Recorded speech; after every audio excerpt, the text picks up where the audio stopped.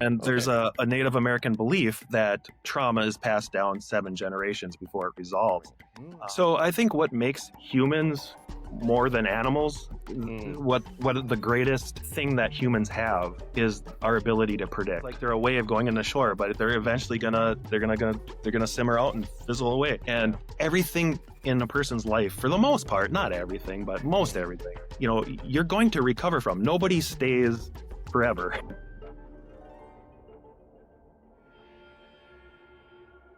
Hello, and welcome back to Retrieving Sanity with your podcast host, Keegan, and this is your podcast for all mental health, addiction, recovery issues, and topics. And I've got a question for you. Have you ever kind of just wanted to avoid the shadowy places? Do you go to the shadowy places looking for enjoyment or something along those lines? Well, there are places most people avoid. The places where pain has left fingerprints on the walls and silence hums like an echo of everything lost. But for Dr. Chad Scott, those places became invitations. A therapist, author, and educator, and a liver transplant survivor, Chad has walked through Auschwitz, Ground Zero, and the shadowed corners of history, not to glorify tragedy, but to uncover what it can teach us about healing. After nearly losing everything, his health, his marriage, and his sense of self, he discovered that standing in the presence of humanity's darkest moments can sometimes shine the brightest light on what it means to be alive. So, Dr. Chad Scott, how are you doing today, my friend? I am doing great, Keegan. So happy to be here. I've been looking forward to this all week, and just excited to talk with you guys. Sweet. Well, Dr. Chad Scott, what exactly is your book about, and was it about your liver transplant? My liver transplant plays a little role in my book, but it's really about my my life story of it's a memoir. Mhm. And I talk about how my life was pretty good for the most part up until about 10 years ago when I started getting sick with autoimmune issues. And I had a type called vasculitis, and Harold Ramis from the Ghostbusters died of vasculitis. So it can be a deadly disease, and they weren't sure if mine was a deadly type. And the treatment for that type is basically chemotherapy for the rest of your life. Oof. And so I started I've always probably had more anxiety than I really cared to admit. Yeah. And I think I kept a good lid on it. But during that time, it just, became undeniable. It was a problem. Between my illness and my anxiety, my marriage, which was like, I married the love of my life. I mean, she was great, and we had 10, 11 great years, and that just was too much for her. So she left, and I kind of dove into alcohol. I come from Northeast Minnesota, a place called the Iron Range, and we are heavy drinkers up here. and I played right along, even though I've been a therapist my whole adult life. I've been in the mental health field since 2000 and taught psychology since 2006 or 2003. But therapists have issues too, just like anybody else. And I really started hitting I don't want to say the bottle, the can. Miller Lite was my drug of choice. And hit that pretty hard. And I didn't know at the time I had an underlying liver disease. And that just put it over the edge. So I ended up I went into the ER a couple of times with stomach pains, and they said, oh, it's just, it's gastritis, or it's, just take these over-the-counter pills. And I finally went in and kind of demanded, like, I need some answers. This is not just a normal stomach ache. Yeah. And they did an ultrasound, and I got a call one day saying, you have severe cirrhosis, and my life changed. In a hurry. Yeah. So my book, getting back to that, my book is that story, but also how I've gone to these historically dark places around the world. And especially when I was going through the darkest hours of my own life, how going to those places actually, I went there, out of what I thought was my interest in history. I like to go honor people's suffering. As a therapist, I really am intrigued by human stories of suffering. And how people got through those, and how, and why people maybe didn't, and reflecting on that stuff. But what you find is you see little pieces of yourself when you go through there. And when you have your darkest times in your life, and I had a really dark time. At one point I was diagnosed with liver cancer, even though it ended up being a false positive. For 9 months, I thought I had liver cancer. No. Which is a 5% survival rate. And what I found is I had this anxiety, and because of my experiences in those places, I think I really learned how to become a true stoic and not let my fear of death and my fear of illness. So I went through that whole time. So just remember, like 5 years prior to that, I was absolutely miserable with anxiety. Couldn't have had a worse anxiety disorder. Yeah. And when I was going through the liver disease, I actually had almost no anxiety going through that. And I really attribute a lot of that to my reflections that I had in these really dark places. And I think by honoring people's suffering, it almost comes back to gift you through those reflections, and you kind of carry the torch for people, and it really allows you to, when you kind of take in their suffering when going through those places, it comes back to you to help you through your darkest hours. Very interesting. And thank you for opening up about all that, because I know that sometimes those really dark spots of our own past may not be the easiest to touch on or even talk about sometimes. So I really appreciate you just being open about that, because I mean, I've got my own liver scares, but ignorance is bliss. What can I say? Right. Yeah, when your doctor says, "Hey, you have fatty liver," which I just said, "Oh, everybody has fatty liver," but yeah, that fatty liver turned into cirrhosis pretty dang quick. Oh man. Real quick, what was one of the things that made you kind of, so it was just your stomach that was being upset, and you were like, "Oh, I need to go to the ER," huh? Yeah, looking back prior to that, I had I struggled with being tired, and and I just thought it was aging. I didn't really, so I would take a lot of naps during the day. And what I found out is once I actually had a transplant, I had a transplant in March, and yeah, so it wasn't very long ago, a year and a half, a little over a year and a half. But as soon as I got out of bed and could see the whites of my eyes, which I didn't realize how yellow they were actually. I have a picture of a day before and a day after my transplant, my eyes, and it's like, I had no idea how bad my eyes were yellow. Wow. And as soon as I could see my eyes, it's like, oh my God. But I could tell my life was changed because I just felt so different. I mean, just having that new liver, even for a day, I knew that, oh my gosh, all these things that I had suffered before, they're gone. I'm not tired. I have endless energy. I just got back from 2 weeks on a tenting safari in Africa. Literally got back Sunday.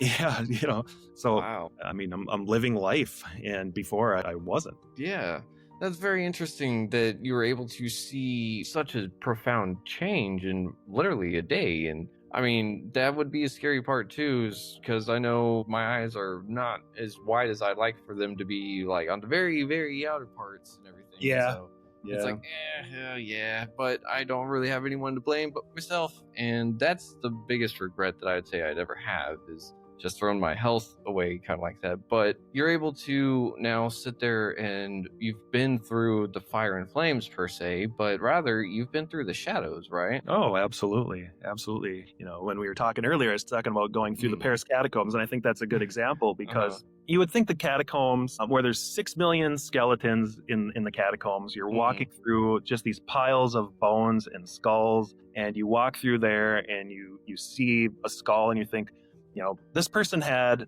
a name, they had a face, they had people that loved them, they loved people. What did they do as a job?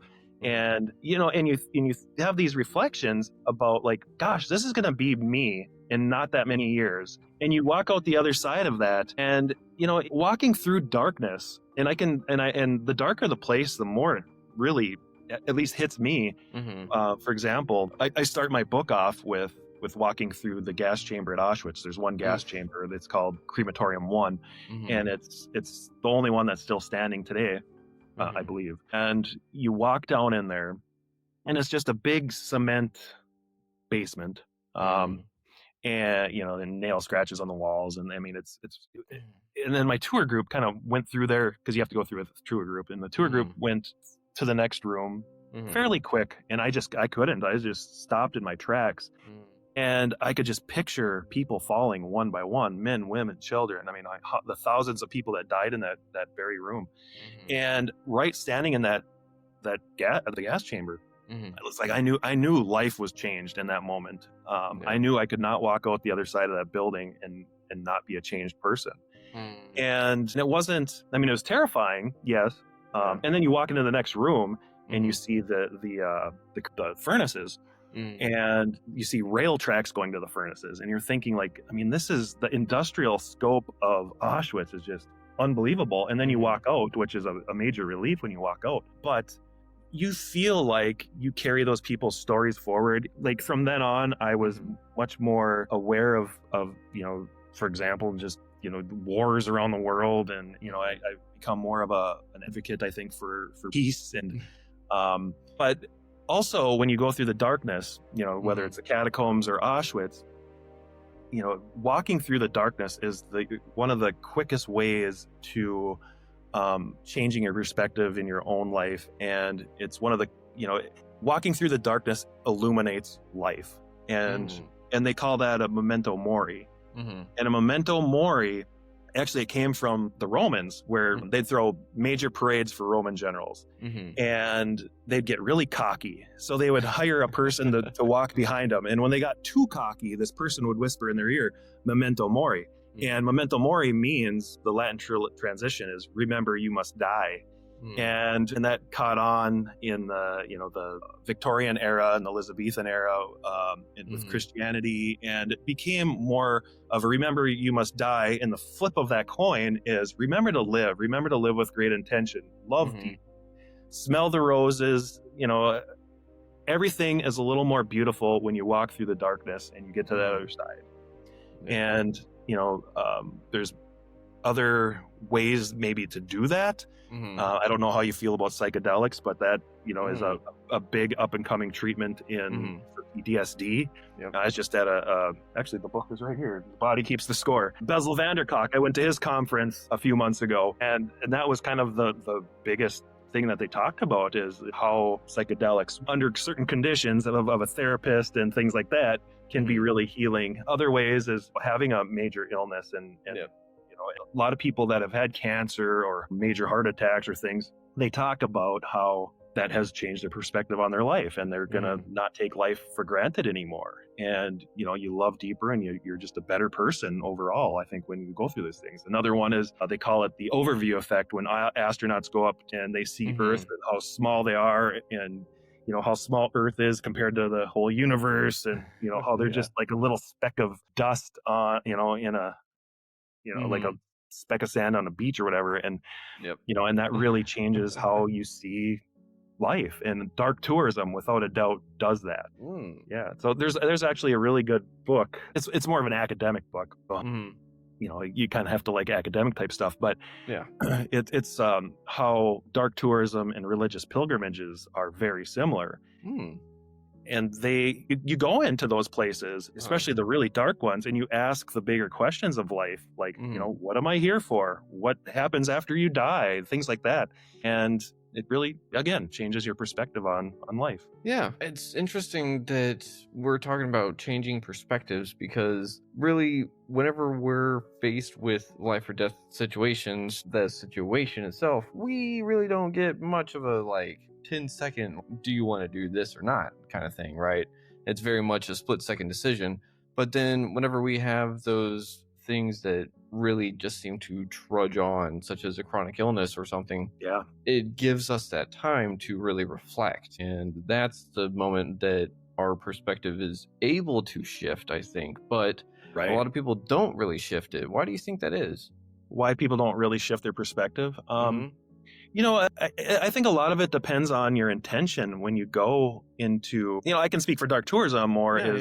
I think when people go in with a lot of empathy, a lot of reverence for those places, it will change your life. But if you go in and just like treat Auschwitz like a museum and you don't really absorb Auschwitz, or if you go to even a cemetery and you just like, oh, that's a nice headstone, that's a, you know, blah, blah, you know, but what if you go in there and it's like, oh, look at those dates. I mean, I wonder what their life was like. They only lived for, you know, they died when they were 20 years old, and you know, and they don't have anybody with the same last name by them, or, you know, you just start asking questions, and the more you reflect on things, the more it comes back to help you. But if you go through and just, you know, check off, you know, if you go through like a tourist, maybe that's a good example. If you just go to these places like a tourist, you're not going to get much out of it other than, hey, I was there, check it off the list. But if you go in and really absorb it, it changes your life. And I think the same goes for people that have had diseases and things. If you go through with kind of more of an open mindset rather than just being so wrapped up into death. And well, a great example is how I treated my autoimmune illness. Okay. With anxiety rather than with more of a stoic mindset, which is basically the same thing as a serenity prayer. Is a stoic mindset was, change what you can, and if you can't change it, accept it, and let go of that fear of death. Your fear of death isn't keeping you alive; it actually makes you more likely to die. And so but it took a shift in my perspective for me to get there, and I think dark tourism allowed me to shift that perspective. Okay, and real quick, which place would you say is your so far top favorite place that has shifted your perspective the biggest? Would it be Auschwitz? So it's hard to say because you get pieces. It's hard to compare because it's like, how do you compare, Auschwitz with Hiroshima per se, or because when I went to Hiroshima, I go through as an American. I'm there with almost exclusively Japanese people there, a lot of school children there. Like, that was my country that nuked a civilian population, and you see how terrifying that is. And you go through, and I went through it, and I just felt really, as an American, you feel guilty going through there. I don't care if you thought it was justified or not. You still feel horrible hearing those stories, and it wasn't justified, but that's my opinion. Yeah. So it's like, how do you compare but it changed. So, and then the Whitney plantation, even. So the Whitney plantation down by New Orleans, it's about 45 minutes out of New Orleans. And it's, as far as I know, it's the only plantation that really exclusively tells the story of a plantation through the slavery point of view. And you learn about the children, and there's, several memorials in there. It really talks about how horrifying it was. And it really, it's still a beautiful plantation, but at the same time, it really downplays. So like the main house is just a walk-through area. You don't spend any time in the main house. You literally just walk through it. And I'm sure that's done on purpose because they don't want to glorify the antebellum South. They want to show like how horrific it was. So, and it talked a lot about the children. And, and you think about narratives of slavery, you don't think about the children all that much, but there you do. And there's a lot of statues of children, and there's a whole children's memorial, and you get out of there and you're just more dedicated to helping kids. It's like, I don't care what race you are. It's like, I just wanted to help kids more after that. And, and also fight for injustices and, and that type of thing. Now, I can answer your question though, probably what was the most life-changing, and it probably was Auschwitz though. Walking through that basement in Auschwitz was probably I talk about it as that's probably the closest place to hell I've ever been. I've been in a different, personal hell at other places, when divorce and, things like that. But in terms of a physical place, that was probably the closest place to hell I've ever been. And you can't help but being changed. Yeah, and that's really scary to really say too. And here's one thing that I'm kind of curious to hear your opinion on, because it's one of those things where we're able to sit there and say, this is a historical site and this is what happened, right? But what happens whenever the victor decides to erase that part of history? What happens if we lose a section of such a great tragedy that we're suddenly able to forget it per se? But there's the thing is that we don't really forget it because that's intergenerational trauma that happened, and so it's in the human bloodline regardless of any tragedy that it is, right? Yeah, you are hitting on so many things that I talk about in my book, so the Native American, I work 2 days a week at a clinic on a reservation. And there's a Native American belief that trauma is passed down 7 generations before it resolves. Through the study of epigenetics, which is how your genes are changed after a trauma and how that actually influences generations. And it does. So your trauma can affect your great-great-great-grandchildren. And it takes about 7 generations. So the Native Americans are right. It takes about 7 generations before trauma resolves through, the DNA is expressed through epigenetics. So yeah, it's kind of getting back to what you're saying too, is going to Berlin. So Germany, and I was actually, when I was in Africa, I was the only American. I went by myself, but I met up with a tour group, and we spent 2 weeks camping in the Serengeti and throughout places in Kenya and Tanzania. But I was with a couple of Chinese people and a few Belgians, and there were 4 Germans. And we talked about, because they're very aware of American politics. And one thing that I talk about is in my book too, is Germany is really good at not forgetting their past. They don't glorify the Nazis, but they tell the story. You go to Berlin, they have all kinds of memorials and monuments and museums and places where you can reflect on the horrors of fascism and the Nazis.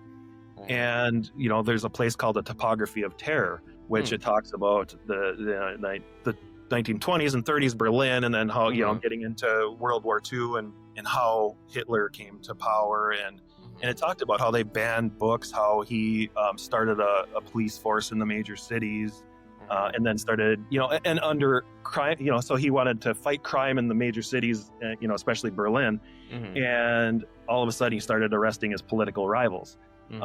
So the people in Germany, and I'm not, I'm trying not to be political, but the people from Germany in my tour group actually were, when I had mentioned that, how I felt about, American politics, and they said, "Oh my gosh, we're so relieved that you say that, because we wanted to ask you so bad that, so but what they're saying is, what's happening in 1930s Berlin is happening in the United States right now, and everybody in the whole world sees it plain as day except the Americans." And I don't want that. I mean, I don't want to be political. I'm trying not to be political, but that is reality of what was being said. And going to places like the Whitney Plantation, and we can't, we can't forget our history of Native American genocide and slavery, and we can't minimize that stuff. Otherwise, it repeats.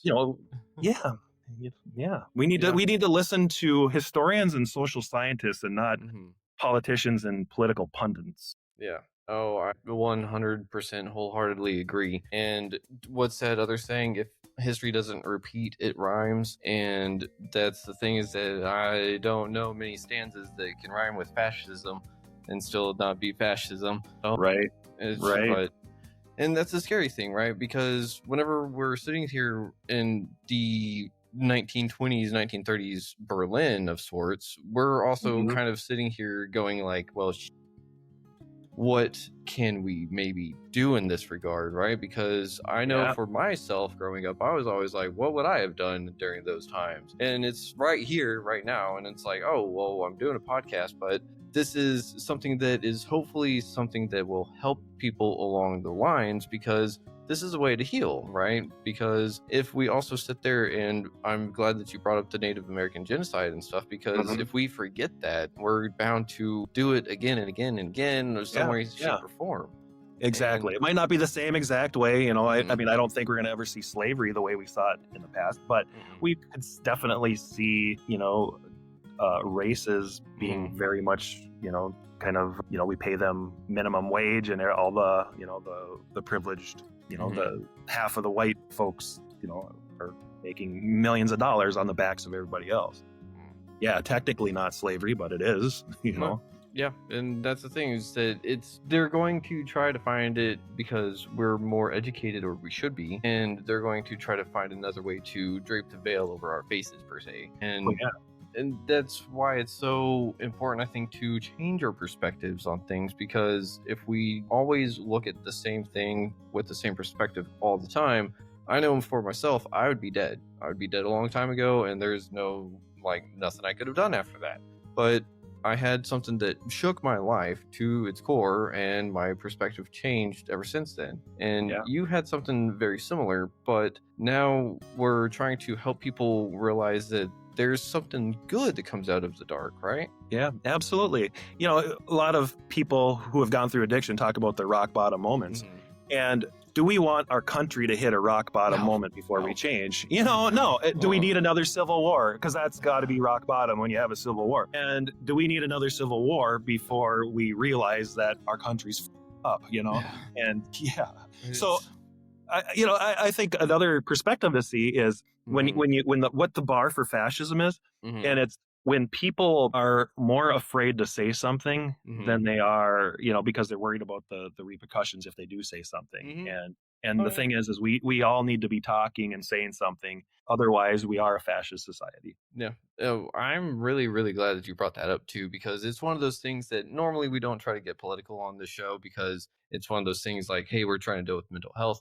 But whenever we're dealing with it in such a blatant, obvious kind of thing, it's like, Yeah. I'm sorry, if we ignore it, then we're actually just helping it along its way, right? Okay, so I'm a therapist. Huh. And I work with people every day, and I will tell you the main thing right now affecting the majority of people is the politics. I don't care what side of the aisle you are on, it is affecting your mental health right now more than anything else. I mean, yes, people come in and they've had, sexual trauma or an anxiety disorder or depression. There's certain things, somebody died, whatever. I mean, that's affecting their mental health. But if you look at what is the main thing across the board, it is politics right now.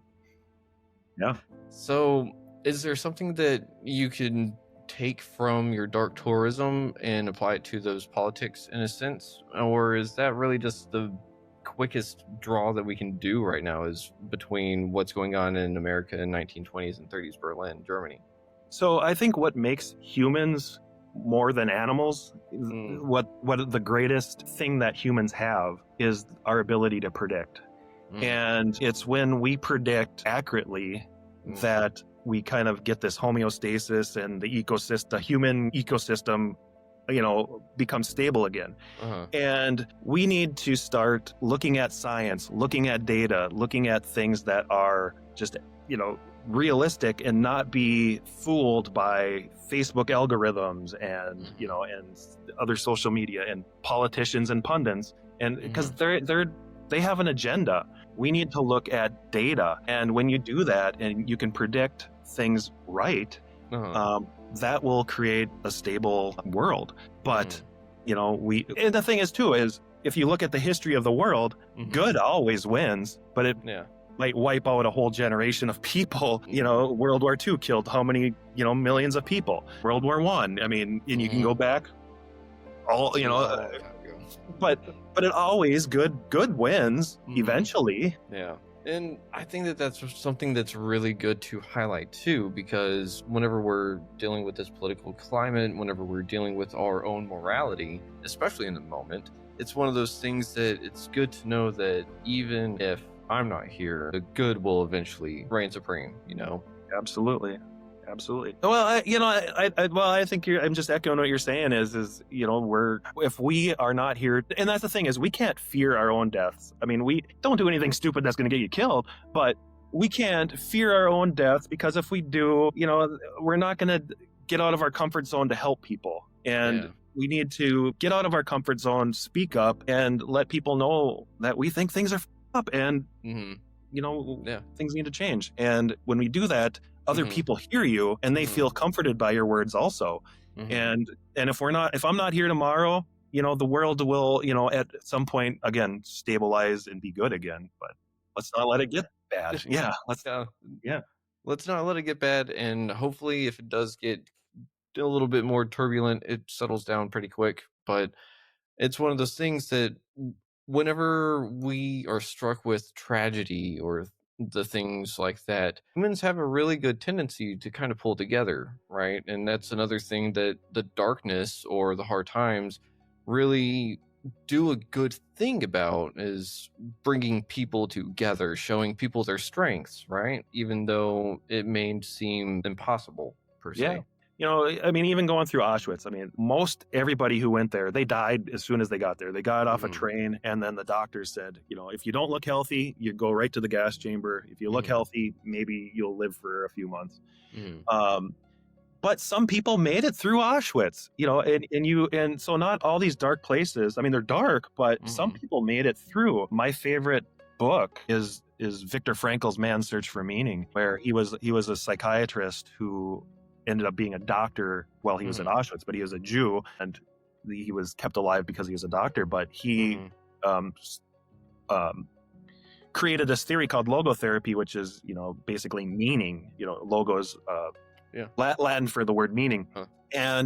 And what he found is that people that saw their suffering as a kind of a test of themselves, and they had meaning to go on. It might be something, just to see if your family's even alive or dead. I mean, but if they had something to live for, they lived. And the people that just kind of didn't have anything to live for, where they just kind of gave up hope, they died. And even with suicidal clients, we, people that have, if you can, as a therapist, but also as, if you're talking to anybody who's suicidal, if you can give them hope in any way, shape, or form, that is why people choose life. I mean, even the smallest little bit of hope can cause people to hang on. Yeah.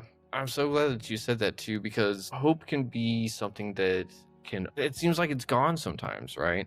But I've heard someone before, I don't remember where this was, but there's the term from Fall Out Boy song, I'm hopelessly hopeful, Okay. And I heard that before and I was like, ooh, I like that. I'm hopelessly hopeful. Like, you're never going to not find me hopeless. Like, I may be down, I may be in the mud, I may be broken completely and not able to move, but there's a part of me that's going to be like, well, at least there's something that will happen from this. I don't know what, but exactly.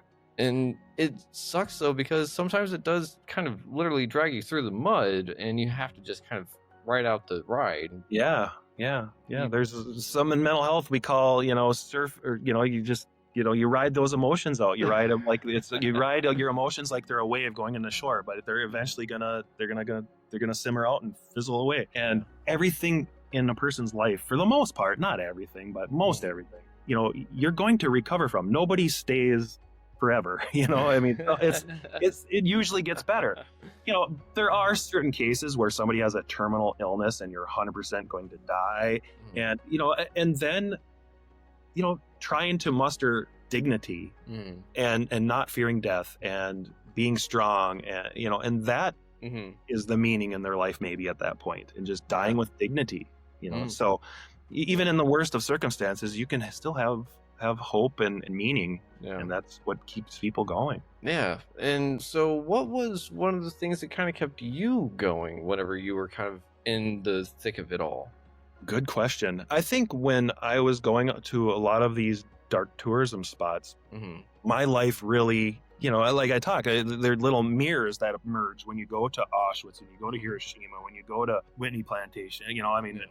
I talk about maybe 75 places around the world, and all of those places have given me reflections. And what became crystal clear to me is the reason that I am on this earth is my family and friends and my helping people.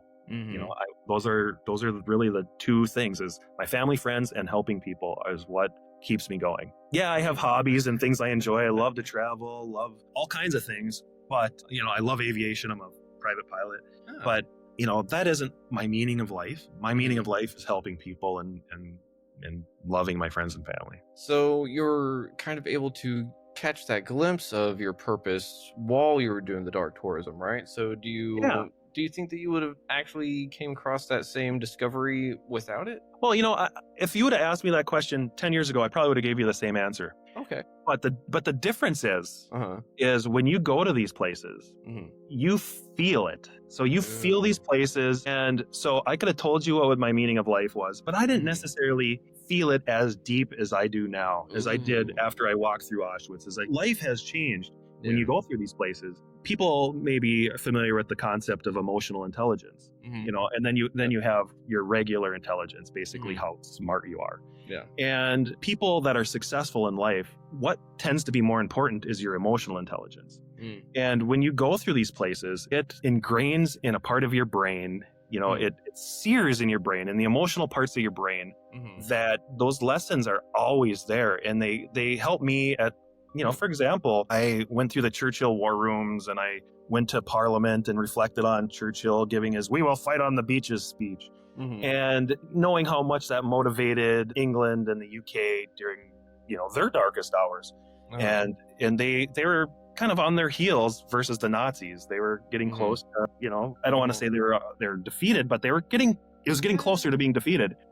And when I was going through my liver transplant and I was starting to recover, I was in so much pain. I mean, I was slit from side to side, and even though I was feeling better, I could tell my life was different. I still was in a lot of pain from my actual surgery. And I just remember Churchill's words came to me, just like, when you're going through hell, keep going. And when you're walking through hell, keep walking. And that I could hear Churchill in my brain all the time. And I would just pop out of bed and, I would conjure up like how it felt back in England in the 1940s. And, like even before that, I was called down to the University of Minnesota because that's where I had my transplant. So I was called down there. They had a liver for me. And there was a delay. So I remember there was a delay in Normandy. They were, because of the weather, they didn't hit the beaches. They delayed it one day. And so I was delayed. And I started thinking, I felt comforted by okay, they had a lot of anxiety. They knew what they were getting into now because the cat was out of the bag, and, they had this delay, and I'm having a delay. And then actually my liver fell through, so I didn't get it. So I got a call in the middle of the night from the doctor, and that was actually the closest I ever I didn't have a whole lot of cravings after I quit drinking, but oh my God, if I had a beer at that exact moment when the doctor told me you're not getting a liver, because I was like, why am I doing this? At that time, I could hardly breathe because the fluid around my lungs was just, it was making me. I mean, I could hardly breathe. I was yellow. I felt so bad. All I wanted was that liver transplant, and I didn't get it. And then I thought, their job was after that, initial shock, and I had a craving for 2 minutes, but after that initial shock, I started thinking about the people at Normandy again. It's like their job was to get to the beaches and fight on. My job was to get to the transplant and fight on. And I got a call a week later, and I was transplanted. Yeah, everything worked out. Okay. And I love that for you. And I love that because it really does kind of highlight the history repeats itself, but not necessarily in the exact same way. Yeah, you're right. Yeah. And it rhymes. Absolutely. Yeah. It echoes. It echoes. I mean, history echoes. And that was a way that it echoed. I felt like by paying my respects at Normandy, by paying my respects at Auschwitz, by, all the cemeteries I've been to, and reflecting on people's hardships in their lives, it came back to help me when I was going through those darkest hours. Yeah. Do you kind of subscribe to anything a little woo-woo? What do you mean by woo? Well, I mean, whenever we have something such as a Holocaust or a genocide, whatever we want to call them, but it's supposed to scar the land and scar the energy in that area. And you had said that while you're going through those spots, it kind of sears it in your mind, sears it on your brain. And it's something that you also said you can feel it, it's a tangible feeling. So it does kind of make me wonder, how much of that is actually, holds credence, because the Native Americans were correct in us being able to resolve intergenerational trauma through 7 generations, which is actually really cool. So how do we know that what you're saying isn't actually just someone or that energy kind of came along with you and is they're pushing you forward through those hard times, because it's hey, I didn't make it, but I know you can. Okay, so I'm a social scientist, so I look at what is the actual evidence. So in my personal life, I had an experience where I was at the Vatican and I saw the Pope, and there's this belief in Catholicism that if you're blessed by the Pope, you're covered for 90 days once you go back home. I mean, it's and I'm thinking at the time, yeah, right. Okay, so and I write about this in my book is because I write about the ghost chapter, and I've been to haunted places around the world. A few months ago, I stayed in Lizzie Borden's bedroom. I stayed there by myself in Lizzie Borden's bedroom. I was actually in the house by myself for a couple hours. It's vibes. You get vibes. Without a doubt, you get vibes. Is that vibes because of my own mind, or is that vibes? But after I was at the Vatican, though, I was driving to work. It was super foggy. You couldn't see 10 feet in front of you barely. Yeah. And so I'm driving to work, and I hear this voice in my head. I don't hear voices. I heard this voice in my head. It said, "Chad, slow down. There's a car coming at you." And I was freaked out. I was like, "Oh my God, was that God? Was that was that something? Was that my own imagination?" but but it was a thought inserted in my brain that almost was vocalized. I couldn't tell you if it was an actual voice or if it was a thought inserted. And there's a concept in mental illness called thought insertion where people think their thoughts. Anyway, so I did slow down. I slowed down big time, and I was white knuckling it at that time because it spooked me. And within probably 20 seconds, there's a car flying at me in my lane. And had I not reacted so fast, had I not slowed down, 100% sure I would be dead. And there's a car full of kids. They're probably on their way to school. And there's a car full of kids and they pulled over. I pulled over. There's a car. I can't remember if the car is behind me or behind them, but another car pulled over, and we just sat there. And usually I'd be like, "You idiot," but I was so calm at that point. I was like, "Oh my God, that was God," And, I mean, there was something there. So now when I go through these places, it's like that is in the back of my head. I mean, that just was too much of a coincidence. The one time I ever heard voices in my head saved my life, And so, yeah, I do think there is something, but I talk about it as like, I just don't have enough evidence but you also have to have faith in things too, I guess. And I also think that when you go to religious places, you're on hallowed ground. You go to Jerusalem, you're on hallowed ground. But when you go to Auschwitz, when you go to plantations, when you go to 9/11, when you go to Pearl Harbor, when you go to cemeteries, haunted places even, where tragedies happen, you're on hallowed ground. Yeah. And by going there and honoring people and their suffering, it does. I mean, there's something there is some type of energy, but I couldn't tell you what that energy is. Yeah. And that's a really interesting story because it's one of those that there's no way to prove or disprove except for the sheer fact that you have a story to tell, and without that story, you may not be here. So it's one of those that it has a huge personal impact to you, and because of that, other people should maybe be able to take notice of it. But at the same time, it's one of those things that whenever we're dealing with the supernatural or paranormal, whatever you want to call it, I think that everyone's personal relationship to it is just that. It is personal and up to interpretation. To maybe an extent, but that's one thing, is that we're always searching for the truth, and that can get a lot of people anxious. And sometimes, like you said, we just need to adopt that form of stoicism of saying, like, this is what is, this is what I can do, and everything else, just let it go. Yeah. I mean, this is just like almost too much of a coincidence. So I was a huge Jane Goodall fan. Jane Goodall died, 10 days ago or so, a couple weeks ago. Yeah. So I wrote about her in the introduction of my book. I wrote about her being a big influence in my life, and I wrote about Viktor Frankl being a big influence in my life. Those two people were huge influences in their memoirs, were major influences on Jane Goodall. Significantly influenced the way I look at spirituality. So anyway, I was in Africa, and it's like, oh wow, I'm in Africa, same time Jane Goodall, same country that she studied chimpanzees in. But anyway, we stopped for a bathroom break. I think it was 2 days after she passed away. And we ended up being at the Uvalde Gulch. And it's like, I recognized the Uvalde Gulch, and they're in it. And sure enough, there's a plaque there and these two giant skulls up there. But it was where Louis Leakey, it's where Jane Goodall's story really starts, her professional story, because she had always wanted to go to Africa, and her ticket to go to Africa was Louis Leakey, who was studying evolution, and he was digging up, other species of humans, and at that very gulch. And they call it the cradle of life, that gulch, because that's kind of where they believe maybe humanity really started. Yeah. And Jane Goodall he hired her to be his personal secretary. She was in her early 20s, and she was his personal secretary there. And I recognize it from her memoir. I'm like, oh my God, this is where Jane Goodall started her career. It's just like, it was just like too much. It's like, what's the chances that that's where we're going to stop to go to the bathroom, And it just, I was like choking up just driving away from there. It's like, I can't believe that just happened. Wow. Yeah.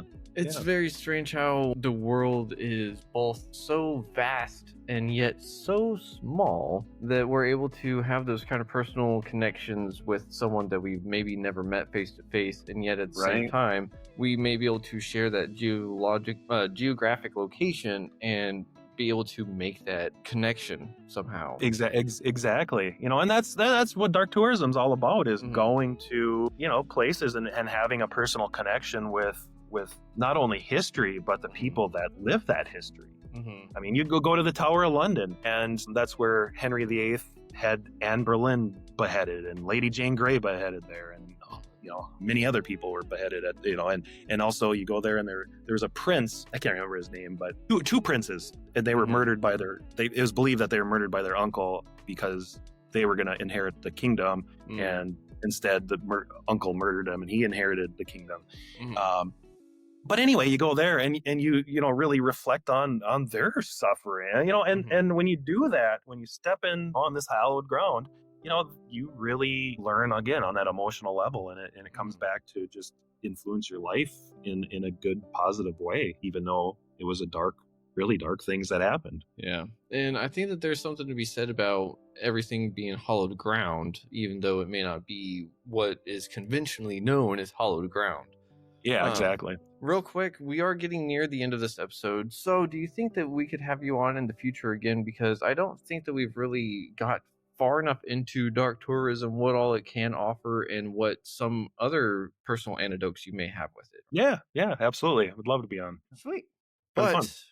Do you think that we got time for our little game show segment today? Yeah, absolutely. Alrighty. So, with that being said, Dr. Chad Scott, we're going to play a little game called Dark or Delightful. I'm going to name off a place, object, or experience, and I would like for you to decide whether it's dark, something that's connected to pain, shadow, or reflection, or something that's delightful, something that renews life, brings joy, levity, or heals. Now, if you want, you can also provide a short explanation, or you can just kind of leave it as is, because I think can I say both? Because I think there's a lot of things that are both. Exactly, you definitely can. You can. Okay. Maybe just don't say double D or double D. I guess that works. Either way. Double D, yeah. Okay, so first up on our list, we've got visiting an abandoned asylum. Is that dark or delightful? Delight. I mean, it's dark and delightful, but yeah, I think that's definitely reflecting. I've done that. I went to the Nopaming Sanitarium, which isn't very far from here, and it's an abandoned. It's condemned now, but it is out in a lot of the ghost shows that have been through there, and there's so much suffering. It wasn't an asylum, actually. It was a tuberculosis sanitarium, but many people have died there, and so it's very dark, but at the same time, the reflections you get, it can be a little, I don't know if delightful is the right word, but it can be meaningful. Yeah, and I guess I could have named this a little bit better, defined it a little bit better, because some people think going to a cemetery is weird and creepy, and I love doing it on my free times. Yeah. But what about writing a letter to your past self? That's delightful. Sure. Okay. Again, there might be some darkness in there, but yeah, I think the benefits of that, without a doubt, outweigh any darkness. Okay. Now, what about eating alone at a candlelit restaurant? Eating alone at a candlelit restaurant? Oh, man. Well, I do a lot of things alone. I like doing things with people, but I don't have a significant other right now, and it's like I'll go. That might be a little weird, but sure, I'll call it delightful. Yeah, I mean that's a whole nother level of confidence right there. Right? Yeah. Or you could tell someone that you're just dating the ghost from next door, and just have people just give you weird looks, and they'd leave you alone. Yeah, that reminds me of who are those two rappers that wear the clown makeup? Like the Insane Clown Posse. There's a song where a guy's dating a ghost. Yeah. It's a gross song, but I haven't heard of them in years. I didn't know they're still a thing. What about watching a thunderstorm roll in? Oh, that's delightful for sure. Okay. No, I don't think we need an explanation on that one, right? Yeah. Okay. So what about walking through a cemetery at sunrise? Sunrise, gosh, I don't know. I don't know if I've ever walked through a cemetery at sunrise. We'll call that delightful because, hey, if you're early to rise, why not? Hopefully you're the only one there. Sunset would be more fun. But... Yeah, sunset is definitely more fun at the cemetery. But what about listening to your favorite sad song on repeat? Is that dark or delightful? It probably depends on the mood you're in. Fair. But if it's, I think, well, I'll call that delightful because, it might feel hard, but sometimes feeling difficult things is healing. So any healing, I believe, is delightful. Ooh, I love that. And what about the last 10 minutes of a therapy session? If it's at the end of the day, I want to go home. It's very delightful. But usually, usually you wish you had a little bit more time to talk to people. So it's kind of, I would say that's dark because I don't like when my sessions end. I wish I could keep talking to people. Yeah, that is for sure. And that's kind of how I feel about this, because it's not often that I find other people that are cemetery or dark place enthusiasts and have traveled the world to do so. And I'm a little jealous on that end. Yeah. Well, and and I'm going to say this to your listeners because a lot of people will say, and I've heard this a lot, like, why would you want to go to those places and things? And I would say, give it a try, but you don't have to go to the darkest place. You don't have to go to a place where genocide occurred. You don't have to, just go to a local cemetery, go visit a local memorial, and just step outside your comfort zone just a little bit in terms of the darkness, because again, it took me a little bit of time to get into the darker aspects and the more significant places. And I think because I started with maybe a cemetery and just kind of slowly built it up, I guess, I was able to have probably deeper reflections at the more significant places because of, because I didn't treat them as a museum anymore. I treated them as like, man, these are like really sacred places. Yeah. Ooh, thank you for sharing that. I think we could all really, really get behind, right? Just expanding our comfort zone. We don't have to necessarily break the comfort zone. We can expand it. But that takes some work. Well, and I want to say this is, where, you're a mental health podcast. We have difficult things in our lives, traumas, and our default, the human default is to go into your comfort zone but what grows in a comfort zone? The only thing that grows in comfort zones is probably depression and anxiety and mold. Yeah. Over time, if you stay in your comfort zone, your world gets smaller and smaller and smaller. And, and then you just aren't living life anymore. So on the other side of that is reckoning. And if you reckon with your trauma, reckon with the stressors in your life, it's hard. It's a lot harder than staying in your comfort zone. Staying in your comfort zone is, I don't want to say it's easy either, but it's a lot easier than reckoning. But when you reckon with something, that's when you build, once you get through that other side and you get to the recovery, when you get to, for example, like, you said you've been sober for 4 years. It's not easy at first, and it still might not be easy, but it's a lot easier now than it was 4 years ago, but you have to go through a reckoning phase. And if you don't do that, you're much more likely to relapse. And, so you get through that other side, but you become much more emotionally intelligent. You become a stronger human being. You're more resilient, and you're just, you're a better person because of the shit you went through in your life. And that's where people that have gone through darkness, when they've gone through I wouldn't be the person I am had I not went through my divorce, had I not had my liver transplant, had I not had severe anxiety, but I reckoned with it. I didn't stay in my comfort zone. I did something about it. And it's life-changing. Yeah, it is. And I'm so glad that you did do something with it, because we got to have this awesome conversation. And we get to have more in the future. Yeah, absolutely. Absolutely. This is fun. Yeah. Real quick, because you played our dark or delightful. I mean, it was technically dark and delightful. Do I get a parting gift? You get the honorary title of the Cartographer of Shadows, because you don't just visit the world's darkest corners. You map them, showing us where meaning still lives between the ruins. So, awesome! That's awesome. Yeah. Can I put that under my under my PhD, say Cartographer of Darkness? Yeah. Okay. Yeah. Right. Go for it. And then if they ask where did you get that certificate from, they can always be directed to me, and I'll point them to this episode. Awesome. Yes. One last question though, Dr. Scott.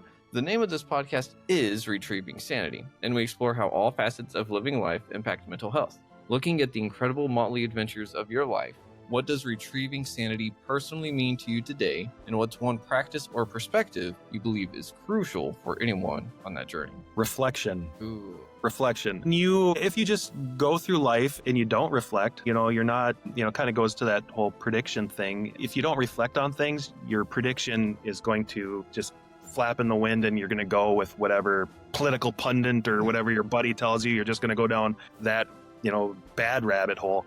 But when you reflect on things and you really look at things objectively, you're going to retrieve your sanity. I love that. That's short, sweet, and to the point. And I think we could all use a little bit more reflection in our lives. What is the website that people can find you, your book, or get a hold of you if they need you? Yeah, drchadscott.com is my website, and you can find links to my book and learn about dark tourism and learn a little bit more about me. And if you want, I'm trying to market myself a little bit to, museums and historical sites and things where, for example, instead of just talking about what happened there, asking reflective questions to people. So they, kind of going back to the reflection thing, because when you go there and you can learn things on an emotional level and be able to attach it to your life somehow, you can carry what you learn there and farther. So you can find my book pretty much anywhere you buy books. It's hit or miss whether it's in a bookstore near you or not, but you certainly can get it online at all the usual places. And it's also an audiobook. I didn't read it; somebody else read it for me. I'm too clunky of a reader, so we had a professional actor read it, and and it's on Kindle too. So nice. Yep. Very cool. And thank you for sharing that information with us, because I know that I'm going to have to check out the book and just read all about it, because it's again not sounds like it's right up your alley. It's right up my alley. Mental health / dark tourism, and there you go. Thank you for everything that you've done, not only for the world but for yourself, because you help provide more for the world. And it's just awesome that we get to have these kind of conversations to hopefully help other people. I'll take it, but I'm going to throw that right back at you. Thank you. We need more voices like yours to shed light on this stuff. Well, thank you. Unfortunately, we are at the end of this episode, but everyone else out there, thank you for listening to Retrieving Sanity on WDJY 99.1 FM. This has been Keegan, and this has been Dr. Chad Scott. Dr. Chad you Scott. just broke something. And we will see y'all somewhere along some shadowy places, and hopefully you've done some reflecting until then. But remember, if you've got a mental health crisis, give the number 988 a call, and be sure to love yourself, love others if you can, but you've got to love yourself first. And Absolutely. We will see you next week. And Dr. Chad Scott, thank you again for being on the show. And thanks for having me, Keegan. It's been great. Of course. And everyone out there, once again, have a good night. Bye.